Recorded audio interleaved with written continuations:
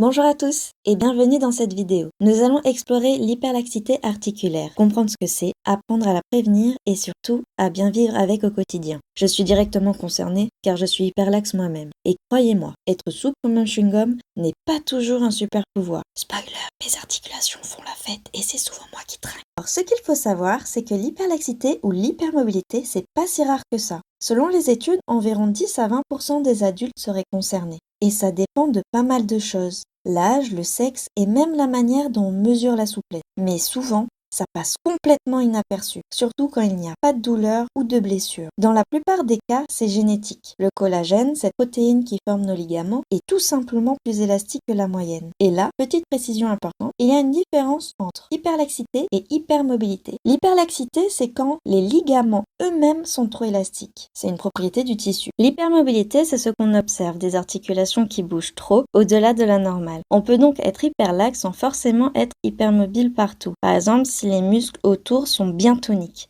Et inversement, certaines hypermobilités sont acquises avec le temps à force d'entraînement ou à cause de mauvaises postures. Exemple visuel, imagine une porte. L'hypermobilité, c'est la porte qui s'ouvre plus grand que prévu. L'hyperlaxité, c'est les gonds de la porte qui sont trop souples. Donc la porte bouge trop. Moi par exemple, je suis hyperlaxe, mais je suis pas souple partout. Je peux mettre mes pieds derrière la tête, pas faire le grand écart. Chacun a sa propre souplesse. Parlons un peu des causes. L'hyperlaxité est souvent d'origine génétique. Certaines personnes naissent avec un collagène naturel plus souple.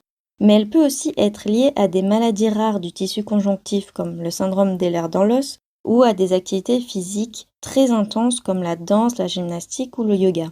Un manque de tonus musculaire peut aussi aggraver les choses puisque ce sont justement les muscles qui aident à stabiliser les articulations. Quant à l'hypermobilité, c'est simplement le résultat visible des articulations qui bougent au-delà de la normale, que ce soit la cause des ligaments, de la forme des os ou d'un entraînement régulier. Sur le papier, être hyperlaxe, ça peut sembler un vrai don. Souplesse de chat, mouvement fluide, zéro raideur, mais en réalité, cette élasticité cache souvent un revers. Les articulations deviennent plus fragiles. Les conséquences les plus fréquentes, les luxations, les subluxations à répétition, aux genoux, à l'épaule, même aux doigts, des tendinites, moi j'en ai beaucoup au poignet, voire un petit torticolis qui débarque sans prévenir. Et quand il y a gros choc, les macrotraumatismes, comme une chute ou un choc violent, sont plus graves car les ligaments retiennent moins bien les os. Mais, et c'est important, on peut aussi être hyperlaxe sans jamais en souffrir, sans aucun symptôme. Certaines personnes vivent toute leur vie comme ça, sans même savoir qu'elles ont ce petit super pouvoir caché. Pour mesurer l'hyperlaxité et l'hypermobilité, on utilise le score de Beighton, un test simple en 5 mouvements pour un total de 9 points. Main au sol, jambes tendues, ça vaut 1 point. Coude qui se tendent au-delà de 180 degrés, 1 point par bras. Genou qui se tend au-delà de 180 degrés, 1 point par jambe. Pouce touchant l'avant-bras, 1 point par pouce. Petit doigt plié au-delà de 90 degrés, 1 point par main. Avec 4 points ou plus, on est considéré comme hyperlaxe. Je vais raconter mon histoire. En mars 2015, pour fêter mes 18 ans, on est parti entre amis faire une randonnée à la cascade.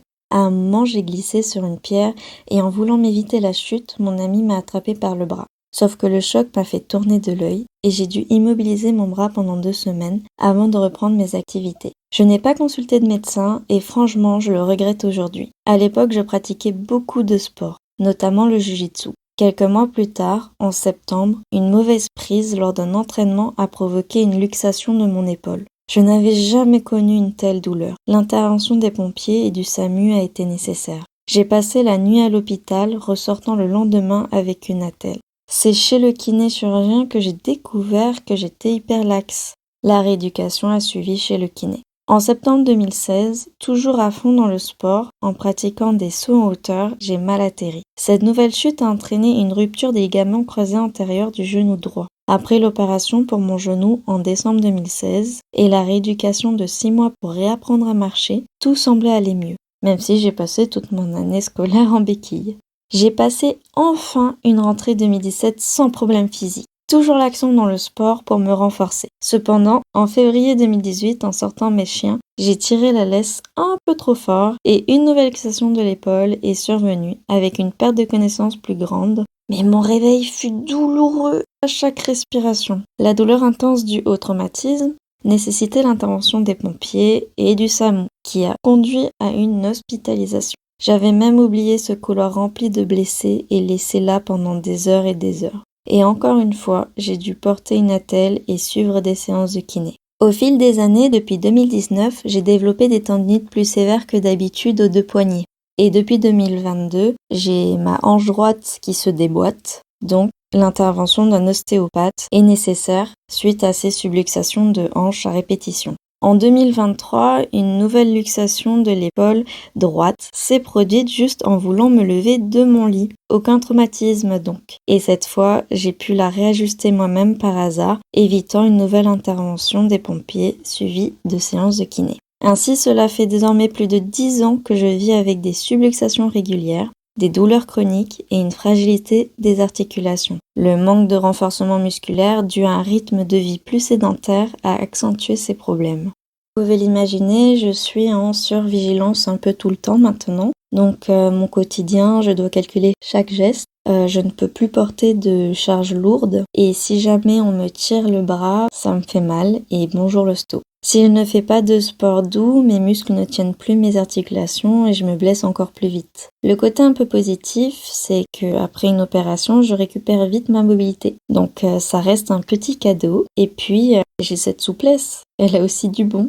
La souplesse, ce n'est pas qu'un défi. C'est aussi un vrai talon magique. Être hyperlaxe, ça peut ouvrir des portes incroyables, danser, virevolter ou même se transformer en véritable magicienne contorsionniste. Bien encadrée, cette souplesse devient un atout précieux. Dans la danse ou le gymnastique, elle permet des mouvements plus larges, plus gracieux, des portées spectaculaires et des arabesques qui coupent le souffle. Au cirque ou dans les arts aériens, comme les tissus ou le cerceau, elle donne cette fluidité presque surnaturelle. Et même dans certains métiers plus subtils comme être musicien, la harpe, le violon, un marionnettiste, la souplesse fine des mains devient un vrai avantage. Quand elle est très bien travaillée, c'est tout simplement spectaculaire. Le yoga ou les arts martiaux en profitent aussi. Les postures sont plus naturelles, les étirements plus confortables et la mobilité articulaire reste meilleure avec le temps. Bien utiliser la souplesse, c'est un atout et parfois même un super pouvoir. Comment vivre lorsque notre souplesse devient un frein dans notre vie quotidienne? Le secret, c'est avoir des muscles solides.